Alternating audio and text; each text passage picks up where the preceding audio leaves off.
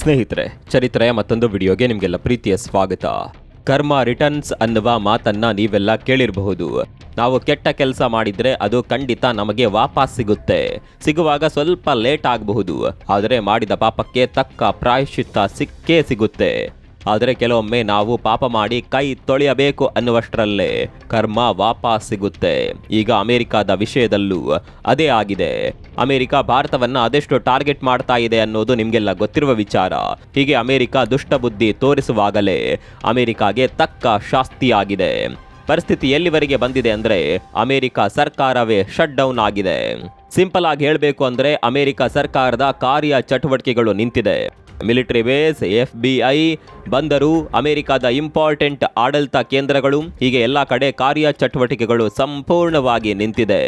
ಸರ್ಕಾರಿ ಅಧಿಕಾರಿಗಳಿಗೆ ನೀವು ಸಂಬಳ ಇಲ್ಲದೆ ಕೆಲಸ ಮಾಡಬೇಕು, ಆಗಲ್ಲ ಅಂದ್ರೆ ಸೀದಾ ಮನೆಗೆ ನಡೆಯಬೇಕು ಅನ್ನುವ ಸೂಚನೆಗಳನ್ನ ಕೊಡಲಾಗ್ತಾ ಇದೆ. ಏರ್ಪೋರ್ಟ್ ಒಂದನ್ನ ಬಿಟ್ಟು ಬೇರೆಲ್ಲೂ ಕೂಡ ಸರ್ಕಾರಿ ಅಧಿಕಾರಿಗಳು ಕೆಲಸ ಮಾಡ್ತಾ ಇಲ್ಲ. ಎರಡು ಪಕ್ಷಗಳ ನಡುವಿನ ಜಟಾಪಟಿಯಲ್ಲಿ ಅಮೆರಿಕ ಸರ್ಕಾರ ಹೀಗಾಗಿದೆ ಅನ್ನುವ ಮಾತುಗಳು ಬರ್ತಾ ಇದೆ. ಏನ್ ಹೇಳ್ತಾ ಇದ್ದೀರಾ? ಅಮೆರಿಕದ ಸರ್ಕಾರವೇ ಬಂದಾಗಿ ಹೋಯ್ತಾ? ಇದ್ರ ಅರ್ಥ ಏನು? ಸರ್ಕಾರ ಕೆಲಸ ಮಾಡ್ತಾ ಇಲ್ಲ ಅಂದ್ರೆ ಅಮೆರಿಕದ ಕತೆ ಏನು?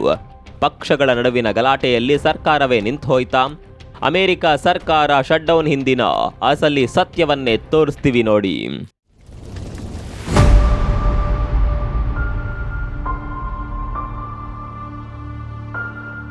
ಸ್ನೇಹಿತರೆ, ನಿಮಗೆ ಗೊತ್ತಿರಲಿ, ಅಮೆರಿಕದಲ್ಲಿ ಎರಡು ಪ್ರಮುಖ ಪಕ್ಷಗಳಿವೆ. ಒಂದು ರಿಪಬ್ಲಿಕನ್ ಪಾರ್ಟಿ, ಇನ್ನೊಂದು ಡೆಮೊಕ್ರಾಟಿಕ್ ಪಾರ್ಟಿ. ಈ ಎರಡು ಪಕ್ಷಗಳ ನಡುವೆ ದೊಡ್ಡ ಮಟ್ಟದ ಮಾತಿನ ಸಮರ ನಡೀತಾ ಇದೆ. ಅಮೆರಿಕದ ಇಂದಿನ ಪರಿಸ್ಥಿತಿಗೆ ನೀವು ಕಾರಣ ಅಂತ ಒಂದು ಪಾರ್ಟಿ ಹೇಳಿದ್ರೆ, ಮತ್ತೊಂದು ಪಾರ್ಟಿ ನಾವಲ್ಲ, ನೀವೇ ಕಾರಣ ಅಂತ ಹೇಳ್ತಾ ಇದೆ. ಆ ಆರೋಪಗಳ ಬಗ್ಗೆ ಹೇಳ್ತೀವಿ. ಅದಕ್ಕಿಂತ ಮೊದಲು ಸರ್ಕಾರ ಶಟ್ ಡೌನ್ ಅಂದ್ರೆ ಏನು ಅನ್ನೋದು ನಿಮಗೆ ಗೊತ್ತಿರಬೇಕು. ನಮ್ಮಲ್ಲಿ ಹೇಗೆ ತೆರಿಗೆ ಸಂಗ್ರಹ ಮಾಡ್ತಾರೋ ಅದೇ ರೀತಿ ಅಮೆರಿಕದಲ್ಲೂ ಕೂಡ ತೆರಿಗೆ ಸಂಗ್ರಹ ಮಾಡ್ತಾರೆ. ಹೀಗೆ ಸಂಗ್ರಹಿಸಿದ ತೆರಿಗೆ ಹಣವನ್ನ ಬೇರೆ ಬೇರೆ ಇಲಾಖೆಗಳಲ್ಲಿ ಸೇವೆ ಸಲ್ಲಿಸುವ ಸರ್ಕಾರಿ ಅಧಿಕಾರಿಗಳಿಗೆ ಸಂಬಳ ವಿತರಿಸಲು, ಇಲಾಖೆಗಳನ್ನು ನಡೆಸಲು, ಮೂಲಭೂತ ಸೌಕರ್ಯಗಳನ್ನು ನಿರ್ಮಿಸಲು ಮತ್ತು ಆರೋಗ್ಯ, ಶಿಕ್ಷಣ ಹಾಗೂ ರಕ್ಷಣೆಯಂತಹ ಕ್ಷೇತ್ರಗಳಿಗೆ ವೆಚ್ಚ ಮಾಡೋದಕ್ಕೆ ಬಳಸ್ತಾರೆ. ಭಾರತದಲ್ಲಿ ಯಾವ ರೀತಿ ಸಿಸ್ಟಮ್ ಇದೆಯೋ ಅದೇ ರೀತಿ ಅಮೆರಿಕದಲ್ಲೂ ಕೂಡ ಸಿಸ್ಟಮ್ ಇದೆ. ಆದರೆ ಈ ಹಣವನ್ನು ಬಳಸಬೇಕು ಅಂದರೆ ಅನುಮೋದನೆ ಬೇಕು. ನಮ್ಮಲ್ಲಿ ಯಾವ ರೀತಿ ಲೋಕಸಭೆ ಇದೆಯೋ ಅದೇ ರೀತಿ ಅಮೆರಿಕದಲ್ಲಿ ಕಾಂಗ್ರೆಸ್ ಇದೆ. ಅಮೆರಿಕದ ಲೋಕಸಭೆಯನ್ನ ಕಾಂಗ್ರೆಸ್ ಅಂತ ಕರೀತಾರೆ. ಇಲ್ಲಿ ಖರ್ಚು ಮಾಡುವ ಹಣದ ಹಣಕಾಸು ಮಸೂದೆ ಮಂಡನೆಯಾಗಬೇಕು. ಈ ಮಸೂದೆ ಮಂಡನೆಯಾಗಿ ಅನುಮೋದನೆ ದೊರಕಿದ್ರೆ ಮಾತ್ರ ಹಣವನ್ನ ಖರ್ಚು ಮಾಡೋದಕ್ಕೆ ಸಾಧ್ಯ. ಒಂದು ವೇಳೆ ಮಸೂದೆ ಅಂಗೀಕಾರವಾಗದೇ ಇದ್ರೆ ಯಾವುದೇ ಕಾರಣಕ್ಕೂ ಸರ್ಕಾರ ಹಣವನ್ನ ಖರ್ಚು ಮಾಡುವಂತಿಲ್ಲ. ಈಗ ಅಮೆರಿಕದಲ್ಲಿ ಆಗಿದ್ದು ಕೂಡ ಅದೇ. ಅಮೆರಿಕದ ಸಂಸತ್ತಿನಲ್ಲಿ ಹಣಕಾಸು ಮಸೂದೆ ಅಂಗೀಕಾರವಾಗಿಲ್ಲ.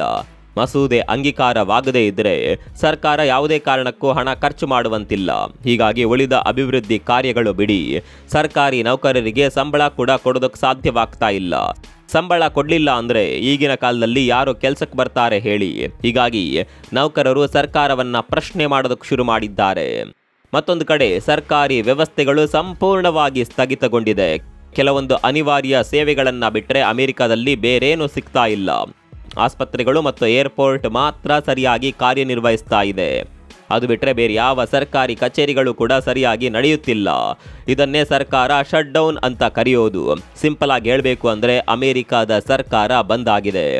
ಇದೇ ವಿಚಾರದ ಬಗ್ಗೆ ಈಗ ಎರಡು ಪಕ್ಷಗಳ ನಡುವೆ ಆರೋಪ ಪ್ರತ್ಯಾರೋಪಗಳು ಕೇಳಿ ಬರ್ತಾ ಇದೆ.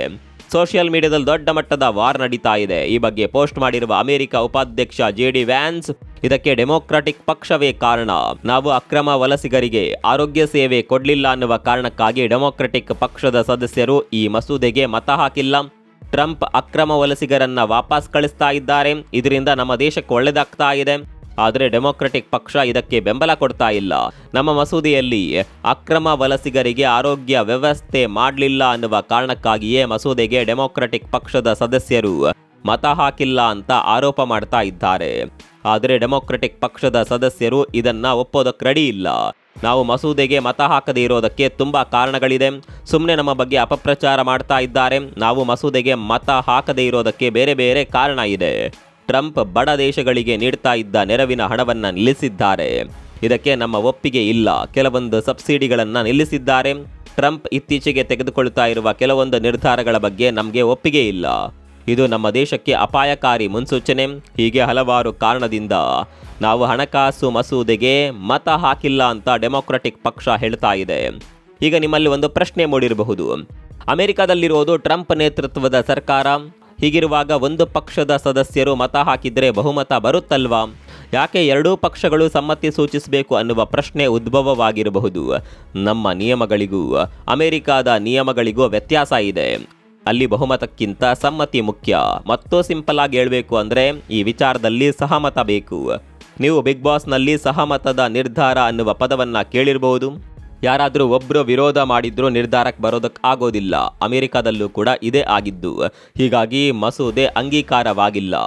ಈ ಎಲ್ಲ ಕಾರಣದಿಂದ 7 ವರ್ಷದ ಬಳಿಕ ಇದೇ ಮೊದಲ ಬಾರಿಗೆ ಅಮೆರಿಕ ಸರ್ಕಾರ ಮತ್ತೊಮ್ಮೆ ಸ್ಥಗಿತವಾಗ್ತಾ ಇದೆ. ಇಂಟ್ರೆಸ್ಟಿಂಗ್ ಸಂಗತಿ ಅಂದರೆ 7 ವರ್ಷದ ಹಿಂದೆ ಇದೇ ಟ್ರಂಪ್ ಅಧಿಕಾರದಲ್ಲಿರುವ ಸಂದರ್ಭದಲ್ಲಿ ಅಮೆರಿಕ ಸರ್ಕಾರ ಶಟ್ ಡೌನ್ ಆಗಿತ್ತು. ಈಗ ಮತ್ತೊಮ್ಮೆ ಇದೇ ಟ್ರಂಪ್ ಅಧಿಕಾರದಲ್ಲಿರುವಾಗ ಸರ್ಕಾರ ಸ್ಥಗಿತಗೊಂಡಿದೆ.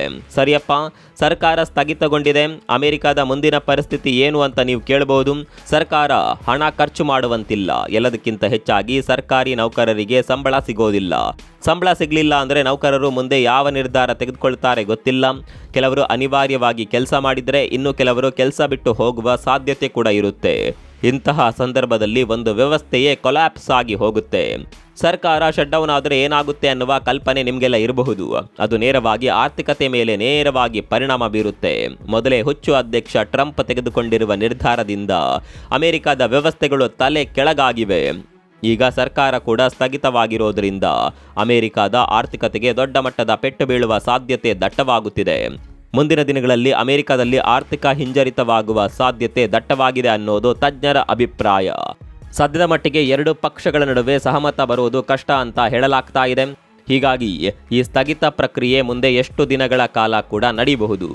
2018ರಿಂದ 19ರ ಟ್ರಂಪ್ ಅವರ ಅಧಿಕಾರಾವಧಿಯಲ್ಲಿ 35 ದಿನಗಳ ಕಾಲ ಸರ್ಕಾರ ಸಂಪೂರ್ಣವಾಗಿ ಬಂದಾಗಿತ್ತು. ಆದರೆ ಆಗ ಟೈಮ್ ಸರಿ ಇತ್ತು.